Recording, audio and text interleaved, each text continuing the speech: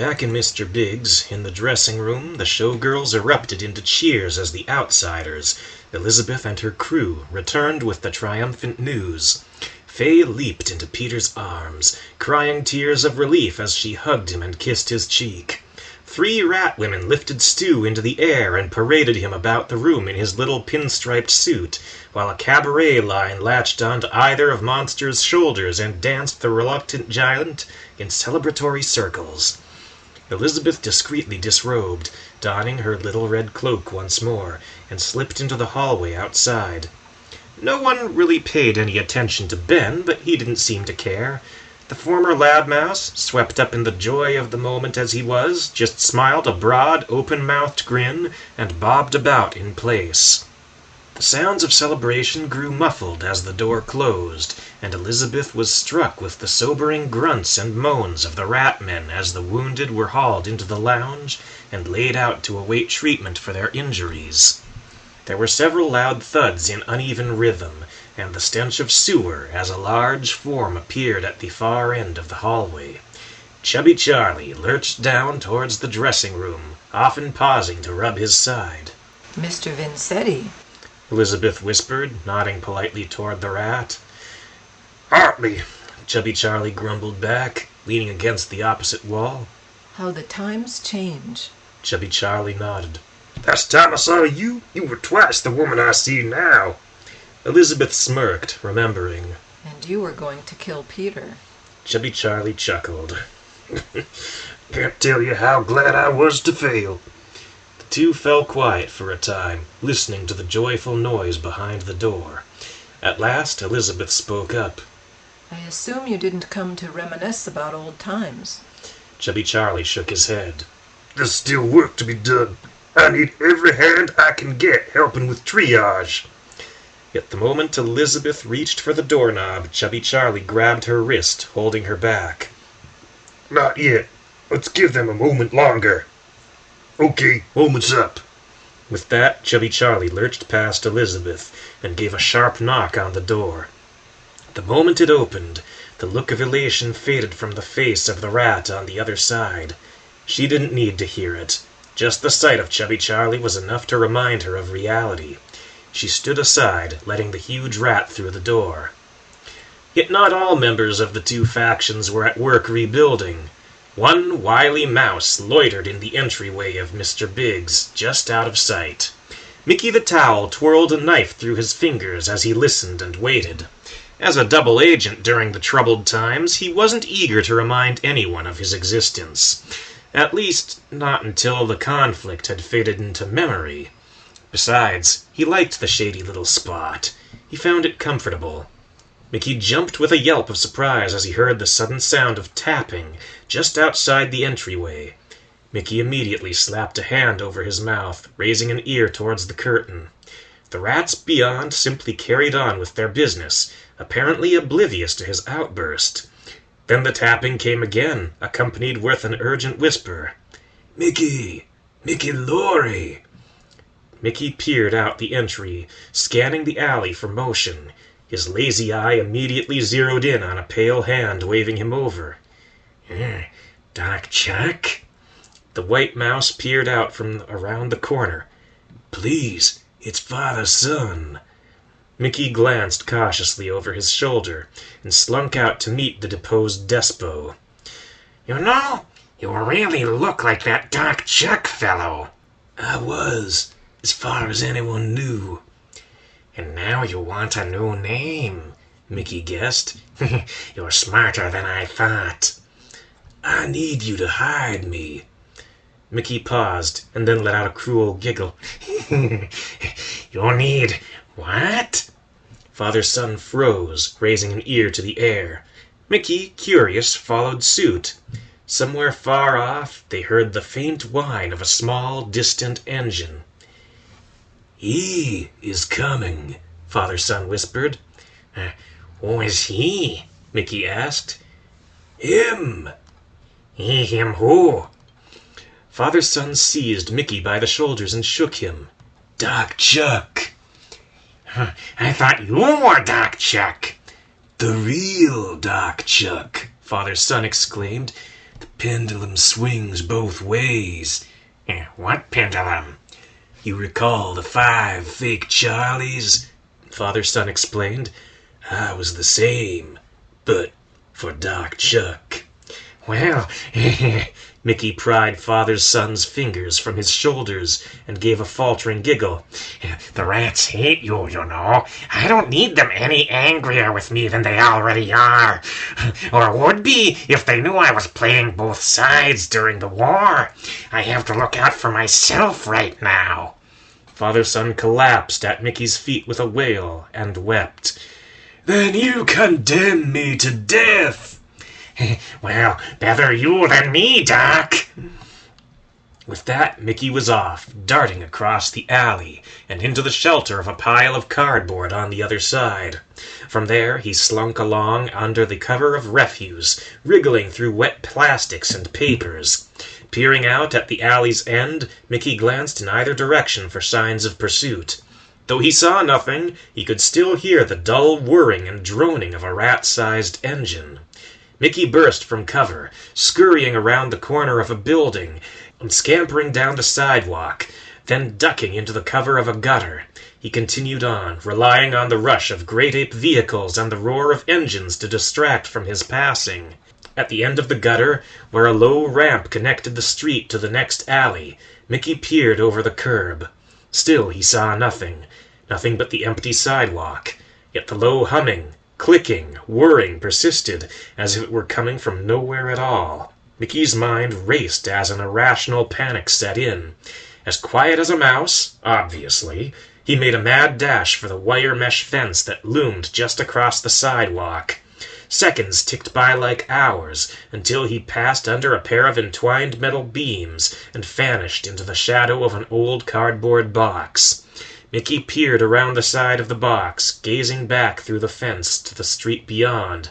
Still, there was nothing. Now, at least, the sound of whirring had faded away into silence. Mickey plopped onto the ground with a soft sigh of relief and wiped the sweat from his brow, his heart finally beginning to slow. He was utterly oblivious to the strange, noose-like loop descending from the top of the box, formed from a bizarre meld of flesh and machine. But Mickey certainly felt it draping around his neck as he stood up. What the? He exclaimed, fingering the dark, oozing coil. Then it tightened around his throat, choking off any further words, and raised Mickey off the ground, his feet kicking wildly as he struggled to free himself.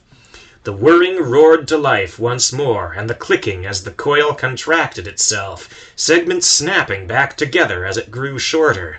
A series of sharp, blade-like talons hooked themselves under Mickey's arms, and the noose released him as he was hauled over the side of the box. Yet as the blades dug into his skin, Mickey found himself wishing he had stuck with the noose. Mickey was roughly hurled against the cardboard, pinned down by the broad metal hand splayed across his chest. "Michael Lorry, you slime." Yes, I'm slime! I'm slime! I'm anything you say! Just don't hurt me! Mickey squeezed his eyes shut, squirming in the blinding glare of an intense light. "What's the matter, Mr. Lorry? Is it too bright for you?" Mickey nodded furiously. "Shall I turn it down?" Yes, please! In an instant the world went black. Mickey blinked. Then slowly, very slowly, a form took shape, looming over him, and Mickey's stomach turned at the sight of it. Never mind! Turn it back up! Mickey had been greeted with the sight of a pulsating, cancerous mass, a single glass monocle embedded in a collapsing opening. Yet as the malformed head turned the other way to fix him with a healthy eye's stare, Mickey desperately wished the tumors would come back. The eye was a dark red, burning with gleeful malice. A toothy grin slashed across the jaws beneath. A worm-like tail rose and rattled unnaturally behind the grinning rat, a haphazard patchwork of flesh and machine. The talons pinning down Mickey were connected to a network of blade-like metal plates, which had been fitted together in the rough approximation of an arm protruding from a ripped hole that had once been the site of a trench coat's sleeve. Mickey gulped, Doc Chuck, I presume? You presume correctly. The rat drew a horrified yelp from Mickey as he pulled him from the cardboard floor, launching him into the air and then catching him again in the metal hand. Though I would prefer the full moniker, Dr. Chuckles, who brings laughter to the world. Bringing Mickey close to his face, he added, whose laughter that might be, however, is open to interpretation. Mickey winced as the knife-like talons dug into his ribs. You're going to hurt me, aren't you? Dr. Chuckles shrugged. Perhaps. I would, of course, prefer to avoid that eventuality. You would hardly be of any use to me bleeding out in an alley. He dropped Mickey, sending the terrified mouse crashing through the cardboard roof into the box below. Kneeling beside the jagged opening, Dr. Chuckles flashed a sadistic grin. Are we in agreement? Mickey nodded. I don't want you to hurt me either. With that, Mickey regained his feet in a whirl of motion and fled across the alley, darting amongst the cover of garbage bags, cans, and even a dumpster. As he came up from under the dumpster, Mickey was met with the 5 steel talons in a powerful swipe. He tumbled to the ground, skidding past and coming up short against an overstuffed, bursting garbage bag. Really, Mr. Lorry, as much as I enjoy a good chase, I am here on business. Dr. Chuckles pressed a foot against Mickey's chest, pinning him to the ground. Now let us cut to the chase. Will you be an asset or a liability? Frankly, I'd rather be neither. Dr. Chuckles nodded, scratching a bloody line across the tumorous half of his face as he heaved a bored sigh. Yes, that would be very convenient for you. Unfortunately, there is no neither. Either you do as I say, or you are an uncontrolled variable, which I cannot afford to leave in the equation. At this, Dr. Chuckles' tail rose, its sharp, harpoon-like tip hovering just inches from Mickey's eye. Do I make myself clear, Mr. Lorry? Mickey gulped, eyes fixed on the sharp, jagged needle. What do I do? That's the spirit. Dr. Chuckles took a step back, and his tail retreated, rattling eagerly.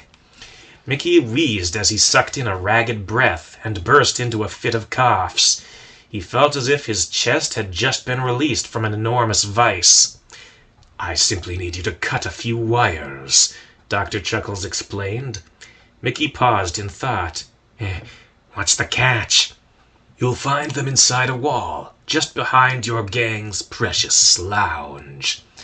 Mickey nodded, suddenly feeling a bit lightheaded.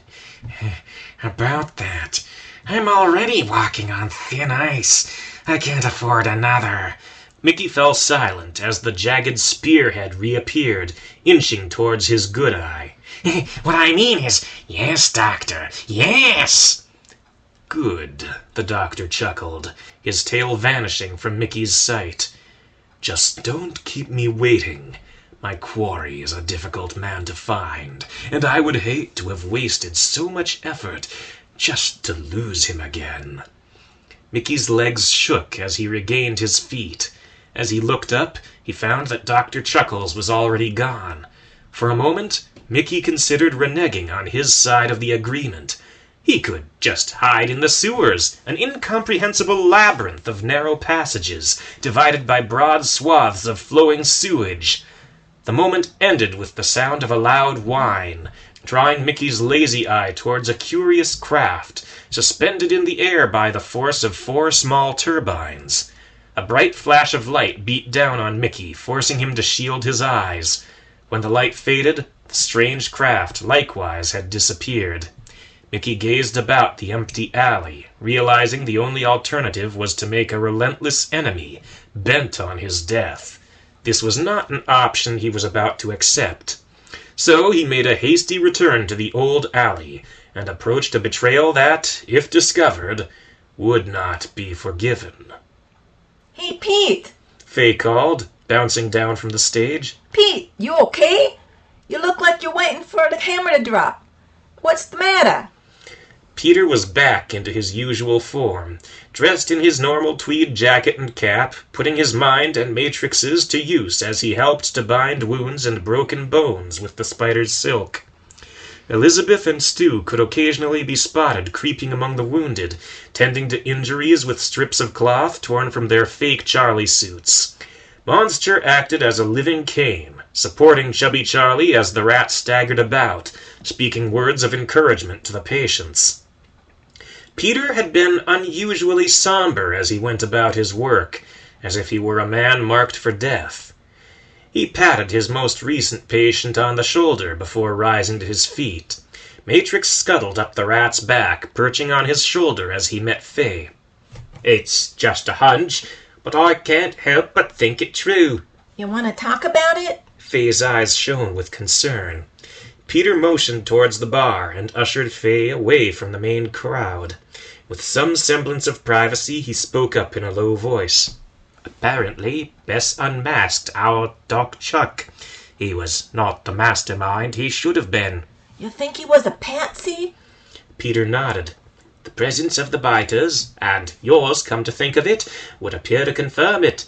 You are a plant by my brother, Remus, are you not?" Faye paled, but nodded regardless. "Please accept that as a compliment. I was struck from the beginning at your inventiveness. Something only an enhanced specimen like my brother or myself could have managed." Faye cringed. Well, thanks, I guess. "It makes me wonder," Peter mused. "My brother and I used to think alike on many things. I chose to fabricate an impostor to bring the factions together. Perhaps he had a similar plan with Doc Chuck." And all this trouble would have been what? A ploy to get you back from town? Faye snorted. You realize how Egotistical? Yeah, that. How that sounds? Peter nodded. "I suppose. Still, I have seen my brother do more for less." That was when the lights went out, plunging the room into pitch blackness. The rats, of course, could see in the dark, as well as the mice, spider, and shrew, but the suddenness left them reeling as their eyes adjusted. "What's that? What's that?" Bill could be heard shouting. "It's nothing," Chubby Charlie answered. "Just a power outage." Peter's brow furrowed. "Caused by what, I wonder?" You think it's your bro? Faye guessed. Peter nodded. "Possibly, but to what end?" He was answered with a sudden, rapid-fire flashing of light, and a low, amused voice, bordering on the edge of laughter. "To this end, Romulus.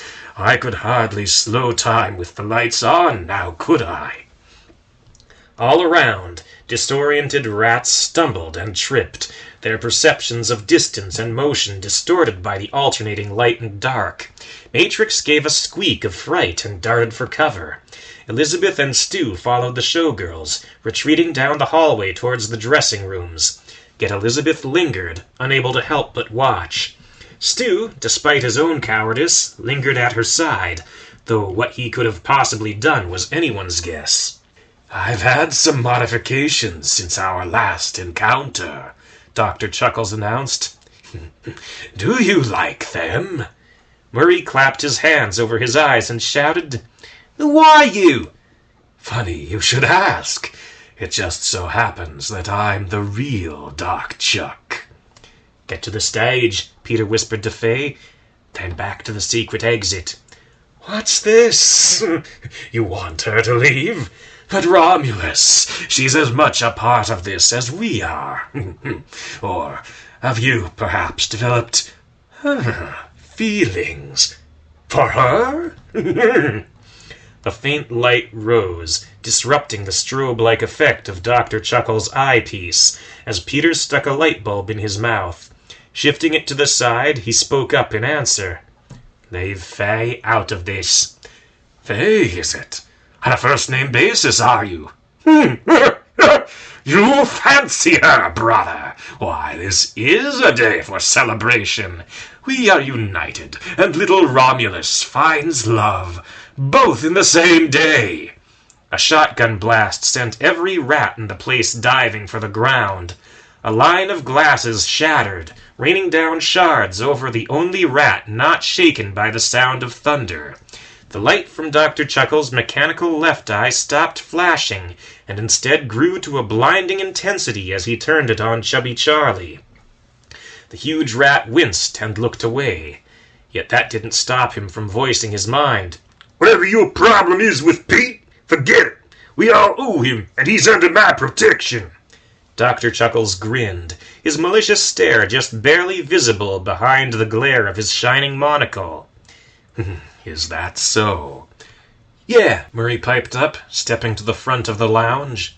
Murray, don't, Peter exclaimed. What, you got a problem with that? Dr. Chuckles shrugged, a look of great amusement passing across his face. Now that you mention it, no. His tail, Peter shouted. Look out! But it was too late. Quick as shot from a gun, Dr. Chuckles struck like a scorpion, the pointed steel tip of his tail stabbing through Murray's shoulder. But that was far from the end. There was a sound of crackling, of surging electricity. Dr. Chuckles grabbed his victim by the throat, holding him up as a living shield, his violently shaking form silhouetted in the light of the false eye. It ended with a second shotgun blast. Dr. Chuckles cried out as shrapnel ripped across the sides of his face. He staggered aside, letting his victim drop to the ground, the bright ray turning aside like a searchlight. Murray lay still, having taken the brunt of the shot. Peter fingered the jagged edges of his light bulb. It had gone dark, shattered by a stray pellet from Chubby Charlie's shotgun. Oh, no! He spat it out and forcefully ushered Fay back from the scene. In that moment, Dr. Chuckles looked up, fixing him with his blazing real eye. Leaving already, Romulus? But we're just getting started! Get him, boys! Chubby Charlie shouted. On cue, dozens of rats charged for Dr. Chuckles, brandishing knives, clubs, and even a chair or two. They were met with the rapid flashing. Motion blurred, appearing to slow down, and one disoriented rat after another stumbled and fell. Those following behind tripped on their fallen comrades, soon joining them on the floor. With a laugh, Dr. Chuckles lightly stepped over his fallen adversaries, the flashing light growing larger and larger as he advanced on Chubby Charlie. There was a jingling of metal. Dr. Chuckles turned his head just in time to see Bill's chain flickering towards him. He caught it with a grin in his metal hand. What's this? Crude, barbaric, savage. Oh, I rather like it. Electricity crackled along the chain, bringing Bill to his knees as bright rippling threads washed across his skin. That's enough! Chubby Charlie barked, cocking his shotgun. Let him go! Gladly. A blinding light flashed in Chubby Charlie's direction. A blast of his shotgun sent a burst of metal pellets tearing through empty air to splinter the bar and wood paneling of the far wall. Yet Dr. Chuckles did not reach his intended target. Ben met the lab rat halfway across the room, heaving a table across his shoulders as a shield, and smashed into Dr. Chuckles' stomach, bringing him to a sudden halt as the mouse dug in his heels and braced the table against the floor. He ducked, avoiding a swipe of the rat's metal hand. The partially mechanical tail lunged from the side. but Ben was ready. He rolled the table to the left, pinning Dr. Chuckles' tail to the floor under its weight. The tail thrashed and twitched helplessly, while Dr. Chuckles raked at the top, bottom, and sides of the table with his talons, leaving blackened streaks in their wake. But not once did the electric charge reach Ben. "Of course," Peter said to himself. "Wood doesn't conduct electricity." With that, he left Faye's side and darted to an upturned table. "What are you doing?" she exclaimed. She didn't have to wait long for an explanation. With Dr. Chuckles distracted, Peter had the time to gnaw off 2 of the table's legs, both made of solid wood. Peter tossed one to Chubby Charlie and the other across the room to Monster. "No metal! Use wooden weapons!" With that, he gnawed off 2 more for himself. The attack came from multiple directions, as Chubby Charlie barreled around one side of the table and Monster charged from the stage. Dr. Chuckles could only shine his light one way, so he chose Monster. Yet the huge mouse relied on more than just sight to guide his motions. Even the strobe-like flashing wasn't enough to slow him down. In the meantime, Dr. Chuckles defended himself against Chubby Charlie with his metal arm. His living arm, however, was not quite so strong. Dr. Chuckles shrieked as a wooden rod slammed into it, staggering to one knee as Chubby Charlie pushed from the other side. Two beams crossed, forming a narrow frame along the sides of Dr. Chuckles' neck and forcing his head down. He fought madly, of course, but each futile strike took a little more support out of him. At last, between the three of them, Peter, Monster, and Chubby Charlie managed to force the mad doctor to the floor. His limbs went limp, and his struggles ceased. Yet his mouth twisted into a mad grin, and he simply laughed. Well done, brother! You've actually beaten me. I'm very nearly proud of you. Don't drop your guards, lads, Peter cautioned the others. As long as he draws breath, he won't be truly subdued.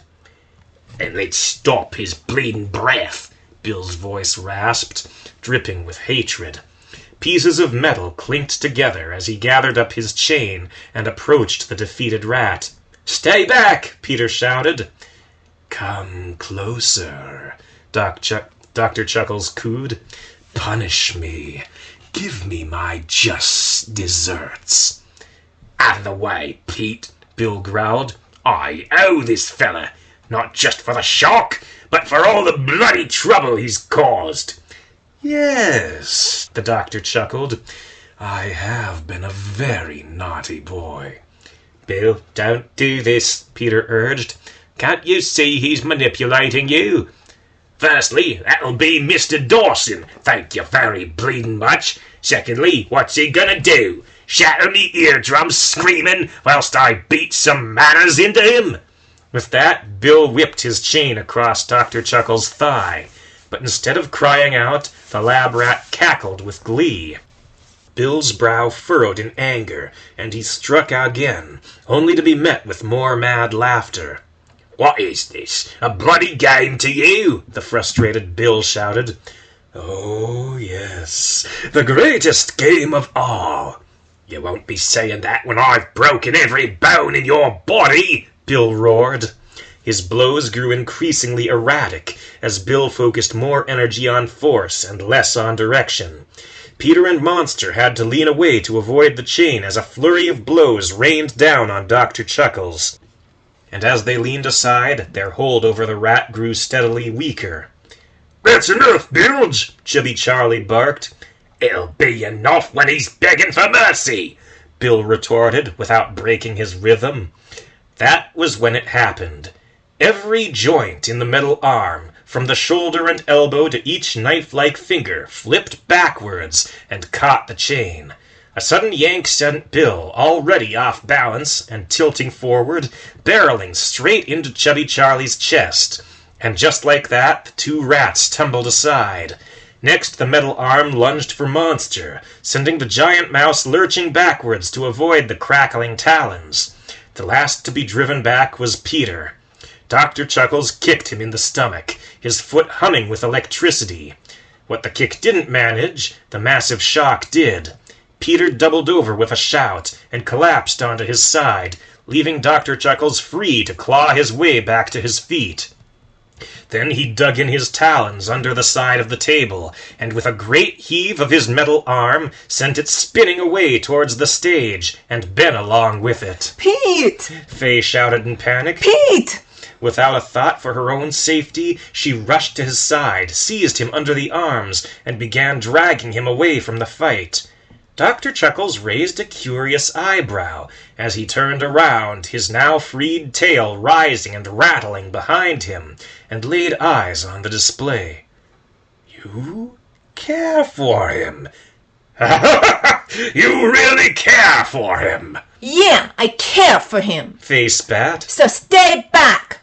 She glanced about for some sort of weapon, and spotting one of the table legs on the floor, she grabbed it up and stepped between Dr. Chuckles and Peter. I'll fight ya if I have to." She was answered with a low chuckle. "Fight this." Quick as a flash, the metal arm shot out, seizing Faye around the throat. She pounded the wooden post against the steel frame, while it dragged her forward, heedless of the furious blows. Let her go, boy! Chubby Charlie barked. Leave the women out of this! Dr. Chuckles retreated behind Fay, shoving her forward as a living shield. Leave her out? But she's been a part of this from the beginning. Where do you think your singing angel came from, Enough, Peter whispered. He struggled to his feet, picking up a table leg. This is between you and I. Leave the others out of it. Dr. Chuckles fell silent and threw a glance over his shoulder to Peter. Meet me on the roof. He squeezed Fay's throat for emphasis. And Romulus, come alone, if you want to see her again. Alive. Fay continued to struggle as Dr. Chuckles backed towards the entry, dragging her with him. His tail rose, turning towards Peter like a cobra ready to strike, lunging, retreating, feinting to keep Peter at bay. The curtain dropped closed as Dr. Chuckles backed out the doorway. For a time, the sounds of Fay's struggles persisted. Then it simply stopped. A heavy silence settled over the room. Elizabeth and Stu crept out of hiding. Monster helped Ben untangle himself from his table's legs. Chubby Charlie coughed, rubbing his aching side, and shoved Bill out of his lap. Matrix peered out from behind an upturned table, and then crept into the open as he spotted Peter. Peter stood alone in the middle of the room, surrounded by disoriented, horizontal rats. A few stirred, rubbing their heads as the world swam back into focus. Peter bent down and picked up one of the table legs, tapping it rhythmically in his palm. Matrix scuttled up to Peter's shoulder. Despite his inscrutable, emotionless face, the spider's motions and pace betrayed the sense of shame weighing him down. It showed through in the tone of his voice as he squeaked. Peter petted Matrix's fuzzy abdomen, nodding. I understand, lad. For what it's worth, you made the wise choice. What do we do now? Stu piped up. He took Fay, Bill shouted, fumbling for his chain. I say we find him and beat the living senses out of him. Peter's brow furrowed and he nodded. I'm going after them. Give us a moment and we'll come with you, Elizabeth offered. Peter, however, shook his head. No. If he sees anyone else, he'll kill her. Even you, my friend. No. Peter hung his head, squeezing the wooden rod in his hand. This is something I have to do alone. Peter stretched his hand towards the ground, but Matrix refused to leave his shoulder. Matrix, this is no time to argue. Time is of the essence. Matrix stared silently back into Peter's eyes. After a very long hesitation, the spider crawled down Peter's arm and then leapt to a nearby wall. From there, he scuttled up into the shadows until only his eyes could be seen gleaming in the dark as he stared back down at Peter. Wish me luck, my friends, Peter called to his longtime companions. Elizabeth watched helplessly as he left. There must be something we can do. Stu just shuddered. Like what? Nothing, Monster grumbled. Dr. Chuckles is an enemy beyond our ability. Elizabeth, despite her loyalty to Peter, found she had to agree. The memory of her captivity in Dr. Chuckles' secret workshop was still fresh on her mind. Back then, he had appeared totally and utterly in control. Still, that had been when he had the home field advantage, when they had clashed in a place where Dr. Chuckles was entrenched, having had years to prepare. We're going after Peter, Elizabeth announced. At least I am. What? Stu exclaimed. Y'all are crazy. I concur, Monster agreed. I'm going with her, Ben spoke up. No, you aren't, Elizabeth retorted. As your foster mother, I forbid it. They can't stop you, and you can't stop me, Ben countered. Stu heaved a sigh of resignation. Well, if I can't stop y'all, I'm coming too. Monster's brow furrowed and he shook his head in disgust. Fine then. You'll need someone to keep you out of trouble. What about you, Matrix? Elizabeth called to the wall. Wait, Matrix? The spider, however, was already gone, crawling after Peter from a discreet distance. As Elizabeth and her friends emerged into the alley, she immediately spotted the trail of silk the spider had left behind as he scuttled along the wall. Not far away, hidden behind a cardboard box, there was a hole chipped through the brickwork, leading into the inner wall of the building. Inside, Elizabeth discovered a rat-sized stairwell leading up and up and up, as if to the very heavens themselves. It appeared this was a path Peter had taken many times before. The rooftop was flat, its edges ringed with a short wall about the height of 10 rats standing one on top of the other. As Peter emerged from a hole between the bricks and cement, he glanced about, scanning for some sign of Dr. Chuckles and his hostage. Up here! Faye's voice called down. Peter whirled about, his wooden weapon clenched in both hands, and slowly backed away from the wall. "Faye, are you well?" "As well as she could be, hanging over the side," the cold voice of Dr. Chuckles floated down in answer. "Come up, brother, if you can. We're waiting for you." "How?" Peter asked, biding for time. "There are no ladders, no ropes, not even handholds to grab onto." "Oh, you'll think of something, if you don't want me to let her drop." Peter heard Faye shriek in terror, accompanying with the sound of savage laughter. "You're right," he called back. "I'll work something out." In a low voice he added, I so dearly hope." Peter patted himself down, feeling his pockets for contents. He found a few jagged scraps of metal, his handheld electromagnet, a spare light bulb. He emptied it all onto the ground and slipped off his jacket. He pounded the side of his wooden rod against a sharp metal scrap so that it was embedded firmly into the wood. Peter tested the results, scraping the metal against the wall. It held firm. He added 3 more shards of metal, creating a crude grappling hook. He then tore his jacket into strips, which he tied together into a crude rope. Fastening one end to his grappling hook, Peter stepped back, and swinging it about several times, he flung it over the side of the wall. "Well done, brother! I knew we could depend on you." Peter gave his rope a sharp tug. Much to his relief, it held firm. Wrapping it around one fist, he began the climb. Atop the metal wall, he found Dr. Chuckles waiting, trenchcoat flying in the wind, his bare metal arm gleaming with a murderous edge in the waning moonlight, as a faint golden glow peeked over the distant horizon. Faye dangled over the side of the ledge, her wrists wrapped in the Mad Doctor's cyborg tail. Try as she might, she could not manage to get her fingers around the flesh and steel bonds. Faye was utterly at the lab rat's mercy. "Let her go, Remus," Peter breathed. "Her role in this was purely incidental. She's innocent." Dr. Chuckles snorted in mirth, a sickly squeezing sound squelching from the cancer-ridden half of his face as a maniacal grin ripped its way across his jaws. "Innocent? Rather a strong word to throw about, brother. Are any of us ever really innocent?" Faye yelped in fright as she felt the metal coils loosen. She jerked downward as her hands began to slip. "She's done nothing to you," Peter shouted. "Let her go." Dr. Chuckles cocked his head to the side, quite amused.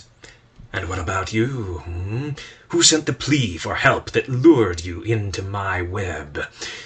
Who did you realize had been my hand in the fat rat's circle? So don't talk to me about innocence.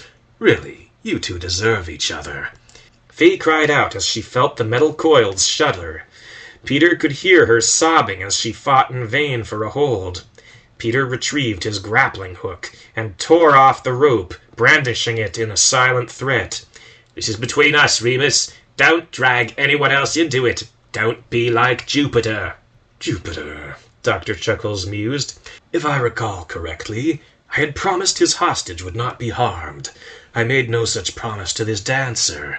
Besides, sweet little Elizabeth was rather a higher class of woman, wouldn't you say? It would be a far greater crime if something happened to her." "I don't see the difference," Peter answered, taking a step forward. "Ah!" Dr. Chuckles exclaimed, waggling a steel talon in Peter's direction. "Stay back! You wouldn't want me to slip, would you? And then let the female go the hard way." Peter gulped, freezing in his tracks.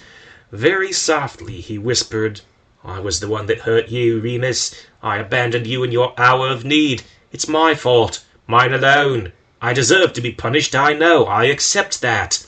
Very slowly, very cautiously, he knelt down, laying his weapon at his feet. "Punish me if you need to, but let Faye go." Dr. Chuckles sighed and shook his head. "Funny. That was my plan all along." Faye screamed. Dr. Chuckles heaved a vicious laugh as his tail uncoiled and rose like a cobra behind his back. "Faye, no!" Peter shrieked, lunging for the ledge. But Dr. Chuckles caught him by the throat in his talons, choking Peter back as he advanced. "Foolish brother, throwing yourself after the dead and the doomed when you have your own life to worry about." With a roar, Dr. Chuckles heaved Peter into the air and brought him down with a resounding crack on his back. "I have been waiting so many years to do this!" Peter howled, convulsing violently as a powerful shock swept through him. "Music to my ears, brother. Another!" Peter's head spun as waves of electricity washed across him. But as he lay there, locked into perpetual agony, all he could think of was Faye. All he could see, regardless of what lay before his eyes, was her smile. Then he saw her in fear. Then she fell to her death. As the sound of Dr. Chuckles' cackling returned to Peter's ears, a rage quite unknown to his normally peaceful nature came surging, blazing to the surface, and every fiber of his being, every flaming nerve, every memory, every bit of knowledge and ounce of intellect turned itself towards the singular lust for vengeance. Just like that, his eyes zeroed in on every vulnerable spot Dr. Chuckles had left exposed, particularly his arm. It was a machine, wired into Dr. Chuckles' nervous system. Therefore, it would have to communicate in that system's native language, electricity. Peter grabbed the metal arm with a shaking hand, and, screaming, he loosed an electric charge of his own. Not enough to cause the good doctor pain, perhaps, but certainly enough to disrupt communication between his brain and his arm. Dr. Chuckles' laughter died in his throat as his metal hand turned to dead weight. As Peter continued firing alternating charges into the wiring, the talons began twitching erratically, and in an instant Peter was free. He lunged for Dr. Chuckles' shoulder, firing an impulse straight into the root of the arm, and it responded accordingly. Dr. Chuckles saw stars as his own hand catapulted into his face. As his brother staggered from the blow, Peter grabbed his scrap metal-studded club and struck a savage blow across Dr. Chuckles' jaw.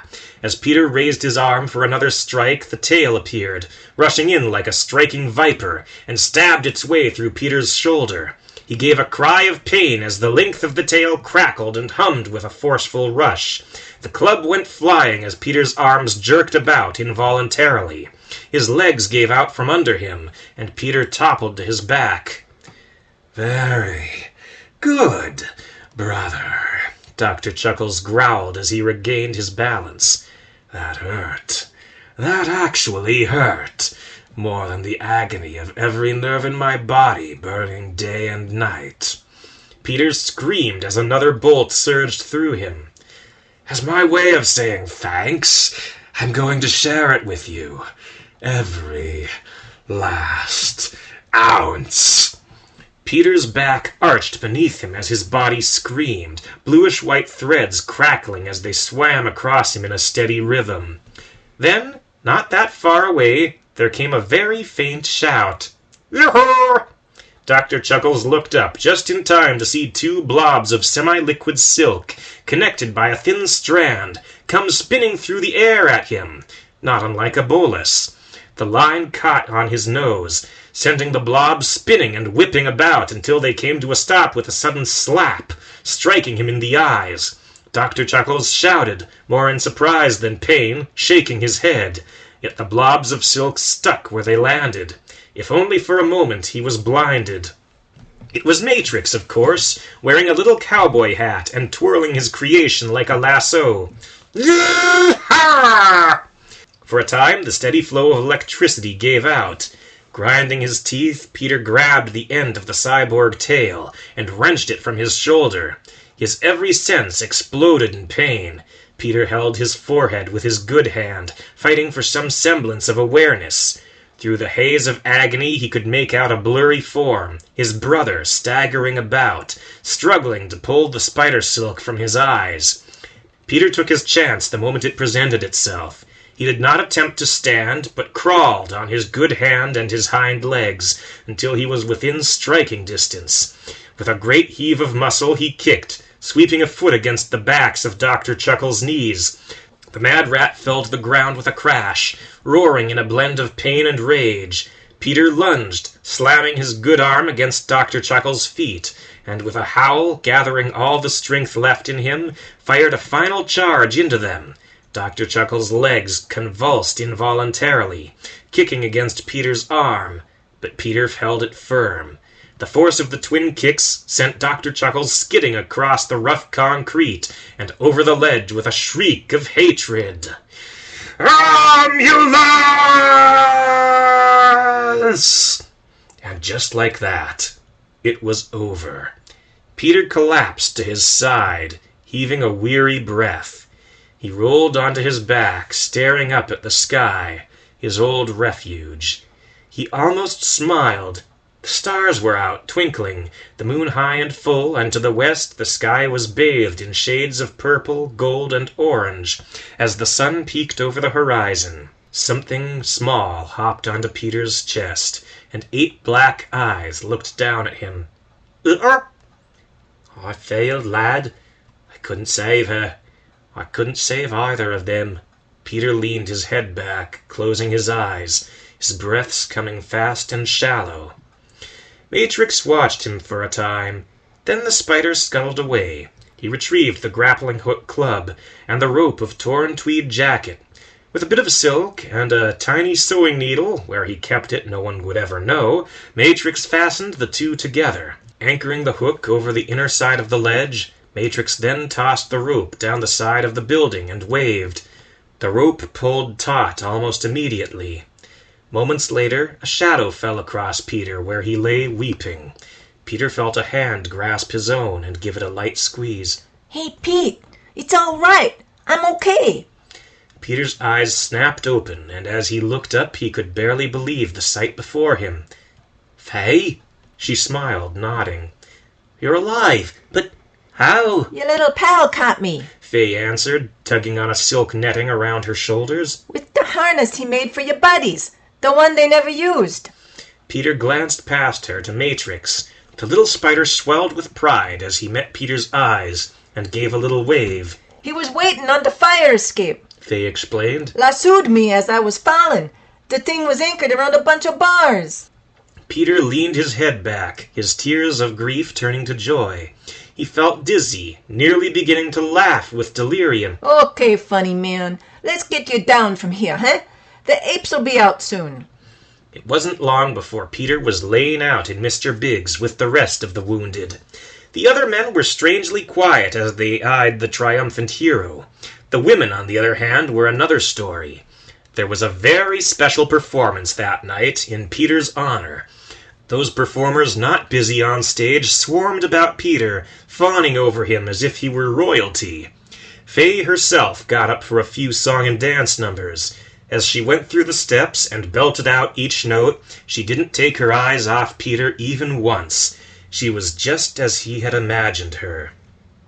"We didn't find a body," Bill was heard to announce on his return. "Cats must have gotten before we could." Peter's face immediately fell at the news. That must be it. Elizabeth tried to reassure him. Surely no rat could survive a fall from that height. "Surely," Peter mumbled back. Yet somewhere far off he heard it, the sound of a tiny engine, just large enough to suit a rat's purpose, and the sounds of 4 little turbines, as a flying vehicle lifted off and flew away into the rising sun. So what do you think? Faye's voice pulled Peter back to the moment. Her performance done, she had climbed down from the stage and plopped onto the floor on Peter's other side. I think I'll give you two some space, Elizabeth remarked. With that, she stood up and left them alone. Peter's eyes were sore and weary as he looked back at Fay. It was absolutely lovely. Simply enchanting. but Fay prompted, sensing something wrong. Peter sighed. I can't stay here. Not for long, anyway. you think he's still alive. Peter nodded. I know he is. I don't know how, but he survived that fall, and he'll be back again for more. Fay gulped. Her eyes grew glassy and clouded as she approached the verge of tears. When do you leave? Peter shrugged. Not immediately, for what it's worth. I have some business to attend to with Chubby Charlie. I intend to teach him and his men to defend themselves against my brother. Fay's expression brightened somewhat, yet there was still a mournful edge behind her optimistic countenance. Are you ever coming back? Peter sighed. I don't know. Maybe. If, for some reason, his voice trailed off. If my brother were no longer a threat, I'll wait for you. Fay offered. No, I don't want you pining away for something that may never happen. Well, excuse me, but it's my life, and that's my choice. Peter fell silent as he gazed into Fay's eyes. He was truly amazed at what he saw in them. Was that love? All right, but I want you to make me a promise. Fay nodded eagerly. Sure, Pete. Anything. If you should meet a good man, better than Bill, certainly, but an honourable man who treats you well, I don't want you to turn him down for my sake. Fay's expression fell. Pete, We were both injected with a potent formula, Peter explained. We aren't like the others. We'll age far more slowly than the usual rat. If I should return and find you with another, I can afford to wait. The two sat in a somber silence for a long time. At last Peter broke the stillness. For now, however, we have tonight at least. Fay snorted, half chuckling. It's morning, D-man. Today, then, Peter corrected himself. and possibly tomorrow, and the day after that, and the next day, and